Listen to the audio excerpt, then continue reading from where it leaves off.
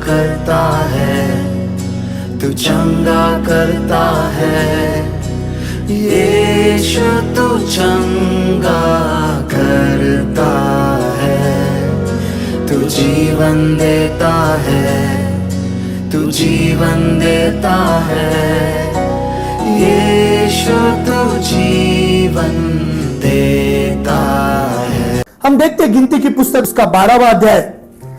यहां पर प्रियो मूसा है, मूसा की बहन मरियम है और मूसा का बड़ा भाई हारून है। और मूसा इन सारे परिवार के लोगों में सबसे छोटा है। और प्रियो उसने इथियोपिया की एक लड़की से विवाह करके लिया है और इसके कारण मरियम और हारून उससे वाद विवाद कर रहे, उससे झगड़ा कर रहे। ये जो इथियोपियन है प्रियो, ये सब नूह के वंश के हैं, जो उसका दूसरा संतान हाम की वंशावली है। और ये सब इथियोपियन को ने हाम के वंश के लोग हैं। और इन बातों को मरियम, हारून जानता था और मूसा भी जानता था। पर मूसा ने प्रियो उससे विवाह किया है।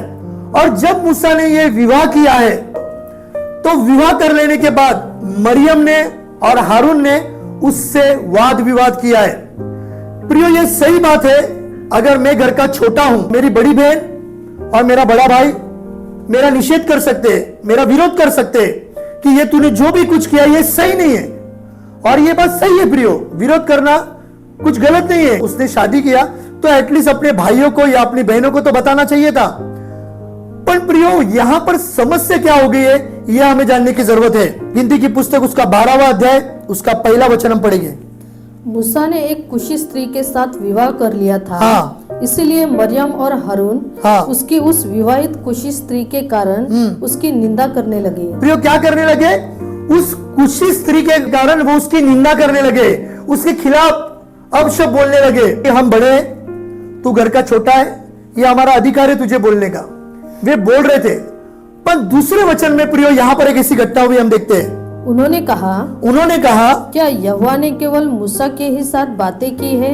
क्या यहोवा ने केवल मूसा के साथ ही बातें की है? क्या उसने हमसे भी बातें नहीं की? क्या उसने हमसे भी बातें नहीं की है? उनकी यह बात यहोवा ने सुनी। उनकी बात ये यहोवा ने सुनी। यहां पर प्रियो उनसे एक भारी भूल हो गई है, भारी गलती हो गई है। और ये गलती क्या थी प्रियो? उन्होंने अपनी पारिवारिक बातचीत में यहोवा परमेश्वर का नाम ले लिया है और उन्होंने जो परमेश्वर का अधिकार है उस पर हाथ लगाया है। जब तक ये उनका फैमिली मैटर था तब तक यहोवा परमेश्वर बीच में इंटरफेयर नहीं किया है। वे उसकी निंदा भी कर रहे थे, यहोवा परमेश्वर ने इंटरफेयर नहीं किया, उनके बीच में नहीं आया। निंदा कर रहा है, निंदा कर। पर जब उन्होंने यहोवा परमेश्वर को बीच में लाया और कहा क्या परमेश्वर तुझसे ही बातें करता है, क्या हमसे बातें नहीं करता, तो यहोवा परमेश्वर उनकी बातों को ध्यान देकर सुन रहा था। प्रियो जब ये वचन हमें इस रीति से कहा जा रहा है कि यहोवा परमेश्वर उनकी बातों को ध्यान देकर सुन रहा था, तो यहां पर ध्यान देने वाली बात क्या है कि हारून और मरियम ने परमेश्वर के अधिकार के सिंहासन को हाथ लगाया है। जो अधिकार परमेश्वर ने मूसा को दिया था उसके अधिकार को वो हाथ लगा रहे हैं। प्रियो परमेश्वर कभी भी अपने अधिकार को नीचे नहीं गिरने देता। परमेश्वर हमेशा अपने अधिकार को क्या करता है? संभाले रखता है, वो उसे थामे रखता है। वो अपने अधिकार को कभी भी नीचे नहीं गिरने देता। इसलिए वचन में ऐसा लिखा है कि यहोवा परमेश्वर उनकी बातों को ध्यान देकर सुन रहा था।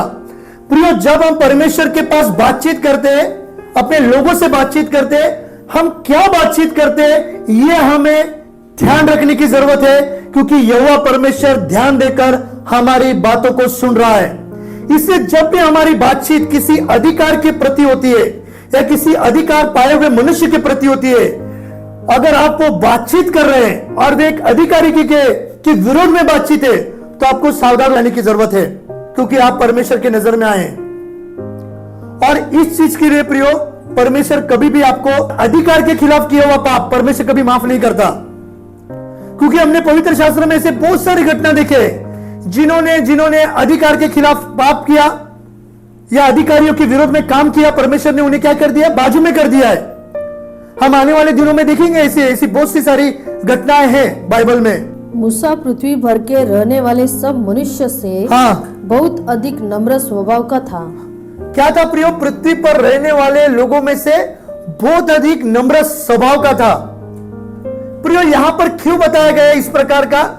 मूसा जानता था कि मुझे अधिकार किसके पास से मिला है। मूसा जानता था कि मुझे बहनों से या मेरे भाई से मुझे वाद विवाद करने की जरूरत नहीं है, क्योंकि मुझे अधिकार कहां से मिला है वो जानता है।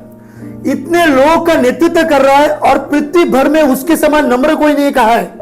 जानता था कि जो भी अधिकार उसने पाया है या जो भी सामर्थ्य के काम उसके द्वारा हो रहे, ये सारा अधिकार यहोवा परमेश्वर के पास से उसे मिला है, इसलिए वो शांत बना रहा। इसलिए यहोवा ने एकाएक मूसा और हारून हाँ, और मरियम से कहा, हाँ, तुम तीनों मिलाप वाले तंबू के पास निकल आओ। हाँ। तब वे तीनों निकल आए। प्रियो, तब तीनों को तंबू के बाहर बुलाया, मिला वाले तंबू के बाहर, और वे तीनों निकल आए।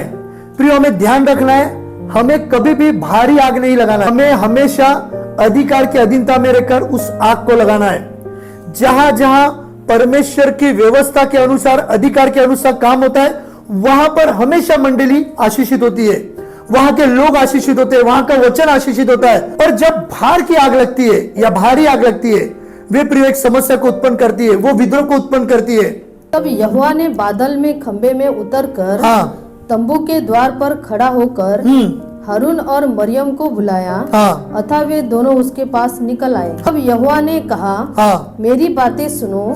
यदि तुम में कोई नबी हो तो उस पर मैं यहोवा दर्शन के द्वारा अपने आप को प्रकट करूंगा या स्वप्न में उससे बातें करूंगा। परंतु मेरा दास मूसा ऐसा नहीं है, वह तो मेरे सब घरानों में विश्वास योग्य है। प्रिय, यहाँ पर क्या कहता है यहोवा परमेश्वर की? मूसा मेरे सारे घराने में अत्यंत विश्वासी है। वो कहता है कि मैं अनेक लोगों के साथ सपनों के द्वारा या भविष्यवाणी के द्वारा बात करता हूं, पर मैं मूसा के साथ आमने सामने बात करता हूं, क्योंकि उसके जैसा कोई नहीं है। प्रभु यहां पर उन बड़े भाई को और बड़ी बहन को मूसा का अधिकार बता रहा है कि वो क्या चीज है, उसके पास क्या सामर्थ्य मैंने दिया है। तुमने बातचीत ही कैसी की कि क्या यहोवा परमेश्वर तुझसे बातें करता है, क्या हमसे नहीं करता? अभी जिससे बातें करता है वो खुद आके बता रहा है कि उसकी क्षमता, उसका ताकत, उसका सामर्थ्य क्या है। और तुम किसके खिलाफ बात कर रहे हो? जब तुम एक अधिकारी के खिलाफ बात कर रहे हो, तब तुम मेरे खिलाफ बात कर रहे हो। इस प्रकार की बातों को यहाँ पर यहोवा परमेश्वर उन्हें बता रहा है। उससे मैं गुप्त रीति से नहीं, उससे मैं गुप्त रीति से नहीं, परंतु आमने सामने और प्रत्यक्ष होकर बातें करता हूँ। क्या करता हूँ प्रियो? प्रत्यक्ष होकर बातें करता हूँ, आमने सामने। आगे, और वह यहोवा का स्वरूप निहारने पाता है। वो यहोवा का स्वरूप निहारने पाता है। इसीलिए तुम मेरे दास मूसा की निंदा करते हुए हाँ, क्यों नहीं डरे? क्या लिखा है? इसलिए तुम मेरे दास मूसा की निंदा करते हुए क्यों नहीं डरे? और वो क्या कहता है यहाँ पर यहोवा परमेश्वर? कि वो मुझे बहुत अच्छी रीति से निहारता है। वो परमेश्वर के सानिध्य में बहुत ध्यान से बैठा रहता था, वो ध्यान से सुनता था, वो ध्यान से परमेश्वर के सानिध्य में समय बिताता था। ध्यान देकर सुनना भी प्रियो, इससे परमेश्वर क्या होता है?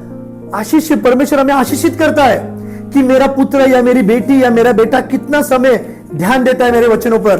क्योंकि प्रभु का वचन कहता है कि तू दिन रात इसी पे ध्यान लगाते रहना, कि जिसके द्वारा तेरे सारे काम सफल होंगे और तू अत्यंत प्रभावशाली मनुष्य बनेगा। प्रियो, ध्यान लगाना परमेश्वर के वचन पर हमें सफलता की ओर लेकर चलता है। और यहाँ पर मूसा परमेश्वर के वचन पर ध्यान देता है और निहारना, और यही यहाँ पर यहोवा परमेश्वर बता रहा है कि वो मुझे बहुत अच्छी रीति से निहारता है। तब यहोवा का कोप उन पर भड़का। हाँ, और वह चला गया। हाँ, तब वह बादल तंबू के ऊपर से उठ गया और मरियम कोढ़ से हिम के समान श्वेत हो गई। और हारून ने मरियम की ओर दृष्टि की और देखा कि वह कोढ़ीन हो गई है। प्रिय, यहाँ पर क्या देखने को मिलता है कि उस तंबू के ऊपर से पवित्र आत्मा चला गया है। और जब पवित्र आत्मा चला गया तो क्या हुआ? वहां पर मरियम कोढ़ से भर गई है। प्रिय, हमें कभी भी ध्यान रखना है, जब भी अधिकार के खिलाफ बातचीत होती है वहां से पवित्र आत्मा निकल जाता है। अभी उदाहरण के तौर पर हमारे पास जो पवित्र आत्मा है नए करार में, वो हमारे अंदर है, वो हमारे साथ है। केवल हमें पवित्र आत्मा को क्या करना है? प्रज्वलित करते रहना है। पर जब वाद विवाद होता है या नाना प्रकार के अधिकार के खिलाफ बातचीत होती है, तब प्रियो पवित्र आत्मा वहां पर काम नहीं कर पाता। कि मरियम पर एक खोड़ आया है। पर प्रियो हारून ने जाकर मूसा से कहा है कि अपनी बहन के बारे में विनती कर कि बहन फिर से एक बार ठीक हो जाए। परमेश्वर के सिंहासन पर परमेश्वर का पूरी तरह से अधिकार स्थापित है। अधिकार को परमेश्वर हमेशा स्थापित रखता है। यदि उसे 7 दिन तक वो मरियम को सजा नहीं दिया रहता तो लोग अधिकार को हल्के में लेते थे। चलता है, हम कुछ भी कर सकते हैं, हम किसके खिलाफ भी बात कर सकते हैं। पर मैं आपको बताना चाहता हूं कि मूसा ने यहां पर यहोवा परमेश्वर के पास विनती की है, इसलिए मरियम पर दया हो गई है। और उसकी परमेश्वर के साथ जो निष्ठा थी या उसकी ईमानदारी थी, उसकी ईमानदारी की वजह से 7 दिन के बाद मरियम के कोढ़ को पूरी तरह से परमेश्वर ने हटा दिया है। क्योंकि प्रियो, परमेश्वर का सारा अधिकार पर नियंत्रण है। हमारे जीवन में जो भी बातें हो रही है, हम जो भी बातों से गुजर रहे हैं, हमारे जीवन में जो भी उतार चढ़ाव आ रहा है, ये सारी बातों पर परमेश्वर का नियंत्रण है। योग्य समय परमेश्वर इन सारी बातों में से हमें छुड़ाएगा, पर हम हमारे ताकत से, हम हमारे बल से प्रियो वहां से निकलने की कोशिश ना करेंगे। हमें भी मसीह जीवन में जानना है कि प्रभु ने आपको किस चीज का अधिकार दिया है। वो अधिकार को लेना है, परमेश्वर के राज्य के लिए, परमेश्वर की महिमा के लिए हमें काम करते रहना है। ऐसा ना हो कि हम एक भारी जो बाहर की आग है वो लगाने को लग जाए। कभी कभी क्या होता है, हमारे आजू बाजू में थोड़े सपोर्टी लोग खड़े हो जाते हैं तो हम एक बाहरी आग लगाने की शुरुआत कर देता है। फिर हम हमारे पास्टर को भी हल्के में लेते हैं। प्रियो, मैंने मेरे मसीह जीवन में बहुत बार ये देखा है। उन्हें लगता है अरे अपने ही जोड़ी का है, अपने ही साथ का है, मेरे सामने तो चलता था फिरता था, अरे मैंने ही तो सिखाया। ऐसा नहीं है प्रियो। मसीह जीवन में अधिकार किसे दिया गया है, क्यों दिया गया है, यह हमें समझने की जरूरत है। हारून और मरियम वे निश्चय मूसा से बड़े थे, पर अधिकार मूसा के पास था। हम देखते हैं कि परमेश्वर के चेलों ने भी कभी भी प्रेरितों के खिलाफ जाके कुछ काम नहीं किया। तिम्मती हों दो, तीतुस हों दो, मरकुस हों दो या बरनबास हों दो, जो भी परमेश्वर के सेवक हो, वे परमेश्वर के दासों के अधीनता में बने रहे, उनके अधिकारी के अधीनता में बने रहे और परमेश्वर के राज्य का सेविका बढ़ते गया। प्रियो, ये मुख्य विषय बताने का एक ही मकसद था कि मसीह जीवन में जब हमारा अधिकार क्या है, इन बातों को हम समझ नहीं पाते प्रियो, तो हम हमारी आगे की सेविकाई किस रीति से कर पाएंगे। हमें जानना है कि मसीहत में हमारा अधिकारी कौन है, हमारा अधिकार क्या है, और उसी हिसाब से हमें परमेश्वर के राज्य में बढ़ने की जरूरत है कि जिसके द्वारा हम आने वाले दिनों में और उन्नति करें, और उन्नति के साथ बढ़े, और ऐसी बहुत सारी बातों को जान ले, सीख ले कि जिसके द्वारा परमेश्वर की महिमा हो।